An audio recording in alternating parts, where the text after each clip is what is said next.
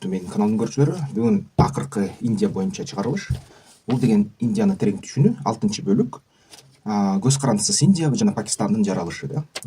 Өткөндө Индинин Сатьяграха деген кыймылынын аркасынан Британия империясы тарабынан башкарылган жана мындай туткунга алынган Индия боштондукка барды. Британдыктардын ушул үстөмдүгүн азайтты жана британдыктар сына баштады Индияга көз карандысыздыкты бергенге даяр болуп калышты. Ошондо январда 1946-жылы бир нече жолу баягы согуш бүтөөрү менен, экинчи дүнөлүк согуш бүтөөрү менен эмнегедир британдыктар армиядан индустарды үйүнө кое бербей жатышты. Кое берип жаткандыктан тигилер шашып атышты. Жок, кое бергиле, биз үйгө барабыз, биз деген үйүбүзгө барышыбыз керек десе, кое бербей аткандыктан анда индустар аябай жини келишти дагы, ич-ара сүйлөшө башташты да, эмне кылабыз деп. Анан индустардын көбү, бул көбүнчө индус мусулмандар жана сихтер бир маалда баягы армияда козголоңдорду баштап ишти күчүн колдонуу менен. Анан индустар абдан эрдиги күчтүү болгондуктан, согуштан ветерандар болгондуктан алардын козголоңдору аябай кантуу жана өтө эффективдүү болгон. Анан бир нече ушундай козголоң болуп Британияда көбүнчө ошол британиялык авиациялык күчтөрдө индустар британиялык авиациялык башкармачылыгын өзлөрүнүн талаптарын аткарууга көндүрүштү. Анан ошондо баягы 46-жылы февраль айында дагы ошол Улуу Британиянын суу деңиз күчтөрүндө дагы чоң мындай козголоң болуп кетти. Бомбейде, Калькуттада, Мадрас, Карачи жана башка шаарларда. Анан бул деген британдыктарды аябай мындай оор абалга алып келди. Анткени мындай факт түрүндө индустар бийликти өз колуна алып алышты да, армияда. Анан 46-жылы ошо Британия жаңы шайлоо Индияда уюштура баштады. Ал жаңы шайлоодо Конгресс, Индиялык улуттук конгресс 11 провинциядан 8 провинциядан утту. Ошондо ушул жерде Индиялык улуттук конгресстин жанында чоң бир күч пайда болду да. Бул деген күч мусулмандардын лигасы деген аталган да. Индияда мусулмандардын лигасы. Бул жерде мусулмандар өзүнүн сөзүн айта башташты да. Негизи дейт, Индиянын көбү бул индуист. Индияда аз эмес адамдар бар, 100 миллионго жакын бүгүнкү күн. Ошол кезде да бир топ болгон. Биз мусулманбыз дейт да. Бизге индуисттер менен, капырлар менен жол жок дейт. Бизге өзгөчө мамлекет бергиле деп туруп алышты. Бирок Махатма Ганди аябай каршы турганда, жок, Индия бирдиктүү болушу керек деп. Биринчи ушундай позицияда турган. Анан күрөш башталды да. Мисалы үчүн 16 августта 1946-жылы мусулмандар түзмө-түз кагылышуу күн деген нерсени жарыялады. Түзмө-түз иш күнү деп, же болбосо түзмө-түз ишти аткаруу күнү деп которсо болот да кыргызча. Ушул күндө алар айтышты да, биз деген исламдын укугун коргойбуз, жихад жарыялайбыз. Ошол жихад биздин баягы өзүбүздүн мамлекет үчүн жихад жарыялайбыз. Жана аны түзмө-түз кол иш жүзүндө көрсөтөбүз деп туруп алар көрсөттү да. Аябай чоң кан төгүлөр болуп кетти. Индус менен мусулмандар бири-бирин кагылышып кетти. Бүгүнкү кээ бир тарыхчылардын сөзү боюнча бул деген британдыктар атайын кылды дейт да. Британдыктар бийлигин жоготкон соң кичине ушул индиялыктарды кичине от жандырып койгулу, биз сиз кантип кыйналарын көрүшсүн деп туруп ушундай от жандырып койду дейт да, мусулман менен индуистердин ортосунда. Башка бирөөлөр айтат, жок, бул өзүнөн өзү эле табигый болуп кетти дейт. Анткени ислам бул деген жихад талап кылат жана капырларга каршы чыгат. Индуисттер капырлардын саны өтө көп. Ошон үчүн жихад ушундай индуистерге ташка кылыч чапкандай болуп кетти дейт да. Анан эми ар кайсы тарыхчылардын пикирлери ар кандай, бирок мен ойлойм баягы атайын кызматтардын жумушун тарыхта карасак, көбүнчө алар ушундай нерсени кылышат. Мен көбүнчө баягы британиялык өкмөт кандайдыр бир иш аракет кылды деп ишене алам да, мисалы үчүн. Ойлойм. Бирок түзмө-түз мындай далилдер индиялык өкмөтүнөн башка эч ким бере албайт. Анан ушул жерден анан мусулмандар аябай катуу кан төгүштү. Ошондо Калькуттада индустар мусулмандарга кол сала башташты. Анан бүт Индиянын ичинде мусулман менен индуисттердин ортосунда катуу согуштар башталды да. Анан ошондо сентябрь айында 46-жылы кайра баягы жаңы өкмөт дайындалды. Анын башында британдыктар Жавахарлал Неруну койгонго макул болушту да. Жавахарлал Неру ошол Индиялык улуттук конгресстин ичинен утту. Көбүнчө добуштарды алды. Лейбористтик өкмөт Британияда ошол кездеги лейбористтер, бул либералдар да, бир аз коммунисттер деп эсептелинет. Алар деген түшүнүштү да, бүгүнкү күнү экинчи дүйнөлүк согуш өткөндөн кийин британиялык өкмөт абдан көп ресурстарды жоготту, адамдарды жоготту, күчүн жоготту, жергиликтүү Индияда болгон баягы колониалдык администрацияны жоготту, бийликти жоготту, авторитетин жоготту. Анан эмне кылсак, анан Индия өзү күндөн күнгө кан төгүлөр көбөйүп атат да. Баягы ар кайсы диний тагымдар бири бири менен согушуп атат. Индияда сикхтер башын көтөрдү. Сикхтер мусулман менен индуисттер бирдей эле аларга каршы чыгып, үч күч болуп кетет. Чоң үч күч бири бирин союп эле баягы ар кандай согуштар жасап атат. Анан Британия түшүнүп 47-жылы Индия өкмөтүнүн астында убада берди да, биз деген бүт аскер күчтөрдү жана колониалдык администрацияны Британияга чыгарып кетебиз деп айтты да. Анан акыркы күнү, ошо чыгаруу күнү 1948-жылдын июнү болот деп жарыялады. Бул индуистердин жеңиши болду да. Анан бул нерсе эмнеге алып келди? Индия өзүнүн көз карандысыздыгына жакындап калды дегенде мусулмандар менен индуистердин ортосунда кагылышуулар өтө көбөйүп кетти. Күндө ошо ички согуштар, күндө бири бири менен былчылдатып эле, союшуп эле, өлтүрүшүп эле согушуп жатышат. Анан ошондо жаңы вице-король Британиядан лорд Маунтбеттен ошо Индияны бөлүштүрүү планын сунуш кылды. Ага макул болбогон башынан Махатма Ганджиден жана Джавахарлал Неру айла жоктун ага макул болушту. Анан кайра эле кээ бир тарыхчылар айтат, жок, ошол Индияны бөлүштүрүү жана мусулмандарды индуистерден бөлүү кайра эле Махатма Ганджинин идеясы болгон деп айтышат да. Эми ким билет, аны ар кандай документтер бар.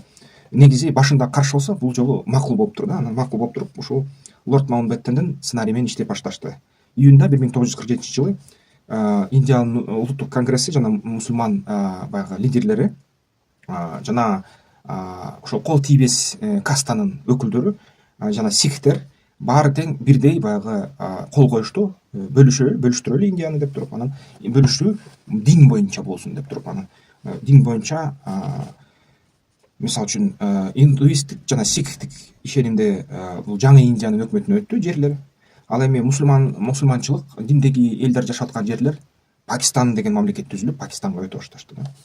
Анан 14-августта 1947-жылы биринчи британиялык өкмөт Доминион Пакистан түзүлүшү боюнча ушундай жарлык жарыялады. Анан ошол жерде мусулмандардын лидери генерал-губернатор болду жана ошол башкарды да. Анан Мухаммад Али Джина деп аталат. Мухаммад Али Джина лидер болду.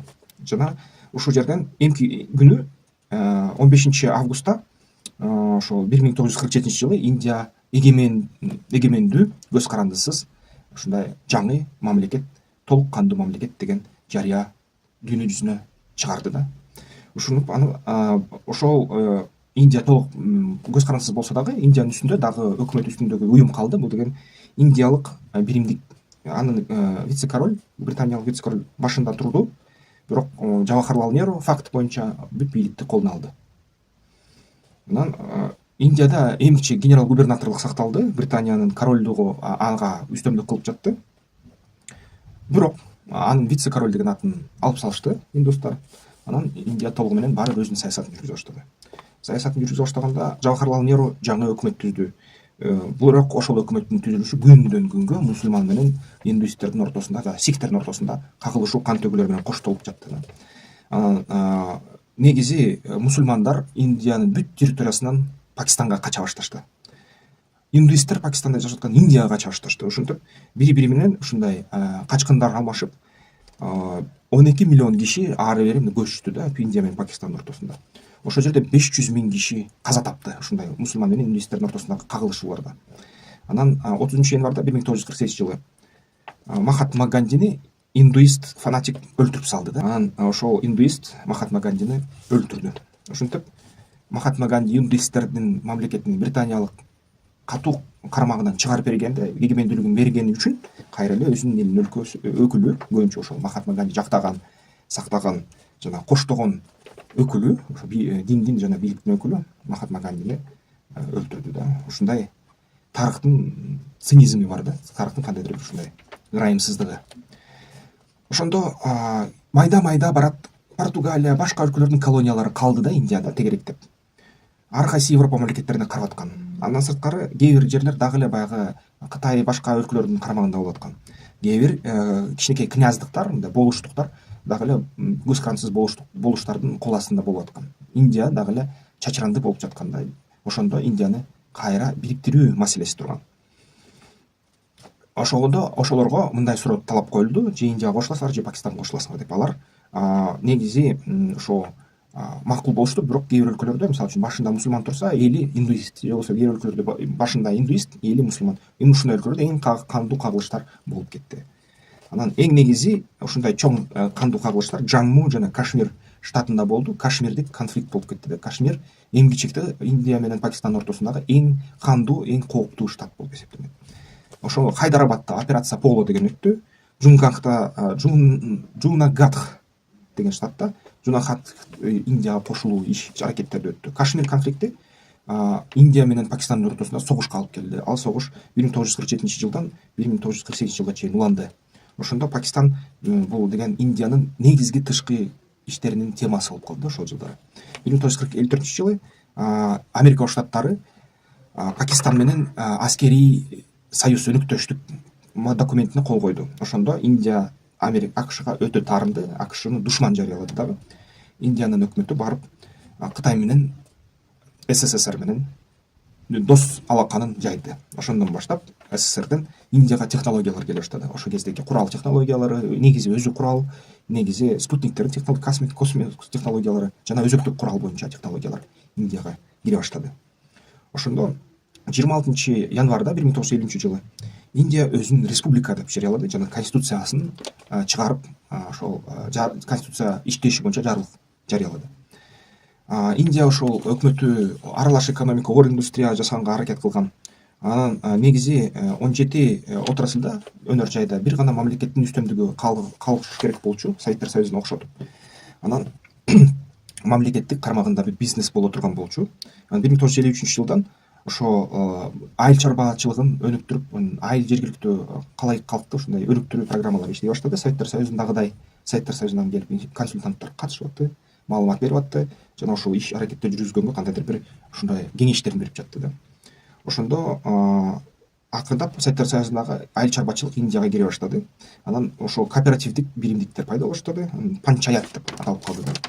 Анан ошо 22-июлда 2-августта 1954-жылы кайра колго баягы куралы бар активисттер португалиялык колонияларга кол сала баштады. Анан Дадыр, Нагар Хавели деген 2 португалия колонияны кол салып, баягы аскерий күчтөрүн чек араны жарып өтүп, бул жер Индияныкы деп жарыялашты. Ошондо португалиялыктар жеңилип, бир канча киши өлүп, анан бизде баары бир эл аралык согуш жүргүзгөнгө күч жок деп ошол жерлерин Индияга калтырып кетишти. Ошондо Индия көз карансыз болгондо Индия Францияны колонияларды Индияга кайтаргыла деген талап койду. Анан ошондо Мачили, Пантнам, Коджикоге, Сурате деген индиялык колонияларды франциялык колонияларды Франция Индияга кайтарып берди. Анан башка территорияларда 48-жылы Индия баягы өзүңөр чечкиле, биз мененсиңер же биз менен эмессиңер, бирок эсиңер калгыла, силер деген Индиянын континентинин ичиндесиңер деп эскертүү берди. Ошондо франциялык территориялар акырындап көбүнчөсү Индияга кайра кайтарылганга жол алышты. Ошондо Чандер Нагор деген ушул губернаторлук Францияныкы Индияга Франция аркылуу берилди. Анан 2-май 1950-жылы, 2-октябрь 1955-жылы ошол алар Батыш Бенгалияга кошулду. Анан Пондишери, Янам, Майя, Карикал деген анклавтар Франциянын Индияга өткөрүлүп берилди. Анан союздук республиканы түзүштү. Союздук анклав же союздук территория деп коет, Пондишерия деп. 1-ноябрда 1954-жылы Индияга өттү кайра ал жерде. 2006-жылы аны кайра Пуддучери деп индустар өзүнүн атына алмаштырып алышты, франциялык аттарын жоюшуп. Анан бирок де-факто боюнча Франция толугу менен ал территорияларды 1963-жылы гана Индияга тапшырды. Ошондо баягы Франция парламенти ал Индия менен болгон келишимге ратификация кылды да, мыйзам ченинде кабыл алды. Анан 56-жылы Индияда баягы ар бир штаттын өзүнүн тилине жараша 14 штат түзүлдү да. Ошондо кээ бир штаттарда баягы азчылыкта болуп калган башка штаттын өкүлдөрү, башка тилдин өкүлдөрү алар нааразычылык иштерди жүргүзө баштады. Мисалы үчүн 1960-жылы аябай катуу ушундай кагылыштар Бомбейде болуп кетти. Бул жерде баягы сихтер Гуджарат жана Махашатраны сурашты да өзүнө мамлекет катары, же болбосо ички мамлекет катары. Сихтер 1965-жылы өзүнүн талаптарынын ийгиликтерине жетишти. Пенджаб штаты бөлүндү. Пенджабтын бөлүгүсү баягы сихтер жашаган. Жана штат Харьяна ушундай бөлүнүп кетишти да. Харянага индустарды көчүрүштү, Пенджабтын жарымына сихтер ээлик кылышты. Ушундай анан негизи түндүк чыгыш Индияда аябай катуу мындай кагылыштар уланды да. Бул жергиликтүү элдер өзүнө көз карандысыздык сурашты Индиядан. Анан ал үчүн курал көтөрүп Индия өкмөтүнө каршы салгылашууларды, козголоңдорду уюштурушту. Анан Нагалендти сурашты 63 жыл өзүнө. Анан 1967 жылы ошо Мегахалая деген штат сурады өзүнө көз карандысыздык. Анан бул деген нерсе аларга өзүнчө мындай өкмөт түзүлүп, Индия өкмөтү өзүнчө армияга уруксат берип, өзүнчө кандайдыр бир Индиянын ичинде өзгөчө укуктарга ээ кылдырса дагы бүгүнкү күнгө чейин аякта сепаратизм болуп атат, эмгиче согуш жүрүп атат да.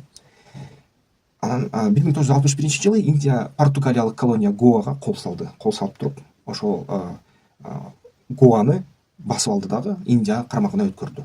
Гоа ошентип 1961 жылы гана Индиянын кылып калды. Гоага ким эс алсаңар ошону эстеп койгула да. Анан Неру 62 жылы өзүнүн бийлигин жогото баштады. Анткени Кытайлар Индияга кире калып, Индия Кытайдын армиясы ошол түндүк чыгыш территориясына кире калып, Ладак менен Кашмирге кирип басып алышты Кытайлар. Ошондо Непалды дагы басып алып, ошол жылдардын тегерегинде Кытай Тибетти да кармагына өткөрүп алган. Ушул жерде Неру аябай уят болуп, элдин астында анан эл ага талап кылып, сен туура эмес кылдың деп. Анан Неруну бийликтен түшүрүшөт да. Жавахарлал Нерунун ордуна 64-жылы премьер-министр келет, Лал Бахадур Шастри деген. Анан ал деген негизи ошо оор индустриядан Индияны кайра айыл чарбачылыкты өнүктүрүүгө жана жеңил өнөр жайды өнүктүрүүгө жол алдырат. Анан бул деген кичине коммунисттерден ары болуп, кичине эл аралык инвестициялар тартып, баягы Дэн Сяопин кылгандай эле ошондой өлкөнү байытканга аракет кылганга, ошондой эл аралык инвесторлор менен, ошол эле британиялыктар менен, ошол эле америкалыктар менен иштегенге жол алат. Бул нерсе албетте кээ бир маоисттерге жаккан жок. Жаңы маоисттер пайда болуп калган Советтер Союзу менен иштеп атканда Индия. Анан коммунисттер ошол өкмөткө каршы мындай дыйкандардын көтөрүлүштөрүн жасай баштайт да. КПИ деп туруп коммунисттик штатты кылып 1960 жылдан баштап бир нече жолу ошол Андхра-Прадеш штатында ошондой козголоңдор жасайт. Жана касталардын Хариджан деген жери жок элдин, аябай кедей элдин массаларын бириктирип, алардын аркасы менен козголоңдор жасашат. Мисалы үчүн ушул Батыш Бенгалияда. Анын баарын Индия кээ бир учурда армиянын күчү менен ошо тыйганга аргасыз болот. Кадимкидей армия келип туруп элди аткылайт, атып салат. 1965 жылы кайра экинчи Индо-Пакистандык согуш башталат. 65 жылы Индус менен Пакистандар Жамму Кашмирден кагылышып кетет. Бул согуш эч кандай жыйынтыксыз болот. Анткени эки күч тең аябай күчтүү көрсөтүшөт, укмушундай баатырлыкты, эрдикти көрсөтөт. Анан жыйынтыгы чыкпай калат, жер да басылбай калат, эчтеке болот, статус кво сакталып калат. Анан ушул согушту ООН токтоту да, баягы Бириккен Улуттар уюму токтоту. Бүгүнкү Бириккен Улуттар уюму мындай баягы бир гана коопсуздандыруу жана ушундай кичине өзүнүн документтерди, декларацияларды берип коет. Ошол кездеги ООН деген уюм аябай бруталдуу болчу да, мындай күзөөкүр болчу. ООНго баягы атайын аскер күчтөр кызмат кылчу, башка өлкөлөрдөн керек болсо, кайсы жерде согуш болсо ошол жерге күч менен тынчтык орнотуп койчу ООН. Бүгүнкү күнү негедир ал нерсе кичине жок болуп калды ООНдо, болсо жакшы болот эле да. Анан 1966 жылы премьер-министр катары Индира Ганди келди. Индира Ганди көбүнчө Советтер Союзунун тарабынан колдонулган деп айтылат. Ал тез келип эле баягы эл аралык инвесторлор Индияда курган 14 чоң ишкананы жана ошол коммерциялык банктарды улутташтырып койду да, улутташтырып туруп мамлекет карамагына өткөрдү. Бул нерсе баягы эл аралык инвесторлорго жаккан жок. Анан Индиялык улуттук конгресс эки бөлүккө бөлүнүп кетти, чачырап кетти. Анан бирөөсү Индира Ганди башкарып турду, экинчиси оппозиция болуп калды да. Анан ушул Индира Ганди башкарган канат жеңип парламенттик шайлоолордон 1971 жылы ошол жана 1972 жылы бүт штаттардан жеңди да. Анан бийликте отурукташып калды. Ушунда Индира Ганди аябай популярдуу болгон 71 жылы. Анан ошол аябай анын авторитетин Индия Пакистан ортосундагы согушта Индиянын жеңиши болуп калган да. Индия ошол 3-чү Индиялык Пакистандык согушта жеңген 71 жылы. 74 жылы Индия алгачкы жолу жер астында өзөктүк куралдардын сыноо жардырууларды өткөрдү. Кээрлер айтат Советтер Союзу жардам берди, же Кытай жардам берди. Советтер Союзу жардам берди деп айтышат. Советтер Союзу ошол технологияны бөлүшүп койду Индияны. Жана ушул жардыруу болгондо Индия эл аралык митингде өзөктүк куралга ээ мамлекет катары катталды жана баарына белгилүү болуп калды. Бирок 75-жылы Индира Гандинин коррупцияга катышкан иш аракеттери ачыкка чыгып калды. Ал далилдендиби далилденген жокпу кыйын айтыш, бирок бул нерсе анын авторитетин аябай бузду. Индира Ганди отставкага талап кылышты да эл. Ганди ошондо бийликте калыш үчүн Индияда өзгөчө кырдаал жарыялады. Анан ошол өзгөчө кырдаал жарыялап, оппозиционерлердин баарын түрмөгө тургузуп, цензура мындай саясий цензура киргизип, СМИлердин баарын кол астына алып, ушундай былчылдатып эле, мыкачылатып эле ошондой оппозицияны жок кылганга аракет кылды. Анан мартта 1977-жылы жаңы партия чыкты, Жаната партия деген. Бул деген оппозиция болчу, Жаната партия оппозиция блогу. Гандинин каршы, Индиялык улуттук конгресске каршы шайлоодон жеңип туруп, бир баягы шайлоо блогун түздү. Анан өзгөчө кырдаал мыйзамын жокко чыгарды. Бирок Жаната партия Индира Гандини жеңгенден кийин кайра өз ичинен ыдырап кетти. Ынтымак бузулуп калды. Мунун башы Морарджи Десай деген Жаната партиянын отставкага кетти. Анан 1980-жылы Индира Ганди кайра бийликке келди да. Кайра бийликке келип туруп, 1984-жылы июнда сикхтер кайра террористтик аракеттерди жасай баштады, өзгөчө мындай укуктарга ээ болобуз деп Пенджабта. Анан ошону Индира Ганди кайра армияга мындай буйрук берди, сикхтерди кан жалаткыла деп. Анан армия штурм кылып туруп, сикхтердин ыйык жерин, Амритсардагы алтын чиркөөсүн, алтын баягы сыйынуучу жайын кармап алышты, басып алышты. Басып алганда лидерлердин башчысы Жарнайла Сингха Пхиндранвала деген адамды атып салышты да. Анан бир нече анын баягы кол астында жүргөн жактоочуларын дагы атышты, өлтүрүштү. Ошондо 31-октябрда 1984-жылы Индира Гандинин өзүнүн мындай жан сакчылары болчу, сикхтерден. Анткени сикхтер аябай мыкты аскерлер да. Ошол жан сакчылар сикх болуп атса, Индира Ганди ошол сикхтерди өлтүргүлө деп атса Амритсарда, ошол сикхтер чыдабай кетип, өзүнүн лидери үчүн Индира Гандини өлтүрүштү. Ошондо аны өлтүргөндөн кийин ал сикхтерди албетте кармап алышты. Бийликке Индира Гандинин өзүнүн бааласы Раджив Ганди келип калды. Отуруп туруп башкара баштады жана парламенттик шайлоону 1984-жылы жарыялады. Жана ошондон албетте жеңди да. Ушундай принцип болуп калыптыр да. 3-декабрда 1984-жылы Бхопал катастрофасы болуп кетти. Химиялык баягы эл аралык инвесторлор башкарган ошол Union Carbide деген компания ошол баягы коопсуздук стандарттарын киргизген жок Бхопалдан химиялык авария болуп кетип, бир нече миң, 3000ге чейин жандан ашык киши индус өлүп калды. Бирок тилекке каршы эл аралык соттор болгон жок, ал компанияга каршы эч кандай иш аракеттер болгон жок. Ушуну көрүп эл аралык инвесторлор Индияга келип туруп, мындай аябай кооптуу өндүрүштү уюштурсаң, эчтегер авария болсо эч ким жооп бербей турбайбы деп ойлоп калышты. Анан шайлоодо 89-жылы оппозициялык партиялар биригип кайра Сингх деген лидерлер. Анан 91-жылы премьер-министр келди бийликке, Нарасима Рау деген. 92-жылы аябай күчтүү экономикалык реформаларды өткөрдү. Кайра модернизация жана өндүрүшкө өнөр жайга өткөрө баштады Индияны. Жана илимге өтө көңүл бөлө баштады. Ошондо экономикасы Индияныкы тез өнүгө баштады, аябай жакшы өнүгө баштады. Анан бирок ушул экономикага чоң маселе, чоң кыйынчылыкты элдин көптүгү келе баштады. Элдин көптүгүнүн эсебинен баягы социалдык программалар Индияда жок, пенсия жок. Пенсияны бир гана мамлекеттик кызматчылар алат да. Индияда элдин көбү аябай жакыр жашайт. Керек болсо күнүнө 50 центке жашашат да, мындай айтканда 10 сомго, 20 сомго жашашат. Бир кездерде Индира Ганди кезинде Индира Ганди күчтүү колдонуп, баягы Индиянын аялдарын стерилизация кылган да, көп бала төрбөгүлө деп туруп, баягы боюна байлашпаш үчүн ич агарын аңтарып, төрөөчү органдарды кесип ушундай нерсеге барышкан болчу да. Бирок ал нерсе жардам бербей койду такыр. Анан химиялыкта ошол иш аракеттерди кылды, аялдарды баягы эң жакыр катмардагы аялдарды атайын зат берип бала төрбөсүн деп берсе, бир убакыттын ичинде баары бир көп аялдардын иммунитети пайда болду химиялык заттарга. Ошентип Индиянын өкмөтү өзүнүн элин азайта албай калды. Ошон үчүн бүгүн да эл аябай көбөйүп атат. Анан бул элдин көптүрүчүлүгү Индиянын экономикасына чоң сокку болуп атат да. Анткени баарына тамак жетпей атат, мындай айтканда. Баарына бирдей баягы бай кылыш кыйын, анткени көбүнчө жакырлар алар өзүнүн жакырлыгын жакшы көрүшөт да, баягы биз Кудайга жакын болобуз деп. Аларды үйрөтүү кыйын. Индияда ошон үчүн аябай дүйнө жүзүндөгү эң жогоркулардын бири да Индия, мисалы үчүн зордуктоолор боюнча, баягы кылмыш деңгээли боюнча. Анан албетте бизи Индия 1998 жылы кайра өзөктүк куралды сыноо жардырууларын башташты. Ошол нерсе албетте көбүнчө мамлекет, дүйнөлүк мамлекеттер Индия менен мындай карым катнаштардын татаалдыштырылып кеткенине алып келди да. Анан дагы 1999 жылы Каргильская война деген Каргиль согушу болуп кетти да, Жамму Кашмирде. Ушул жерден кайра Индия менен Пакистан согушуп кетишти. Бул 4-согуш болуп калат.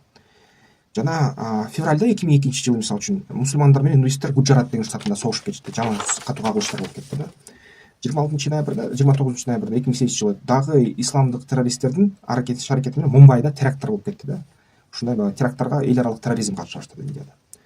Декабрда 2019 жылы ар кайсы Индиянын шаарларында жаңы мисалы үчүн индиялык мыйзам чыкканда, бул деген мусулман эмес индиялык жарандарга автоматтык түрдө индиялык жарандык берүү боюнча мыйзам чыккан. Ага каршы Индиянын мусулмандары дагы козголоңдорду чыгарып 2019 жылы ушундай чоң митингдер өтүп кетти да. Анан индуисттер менен мусулмандар кайра ушундай согушушту. Ахмадабадда 2002 жылы дагы.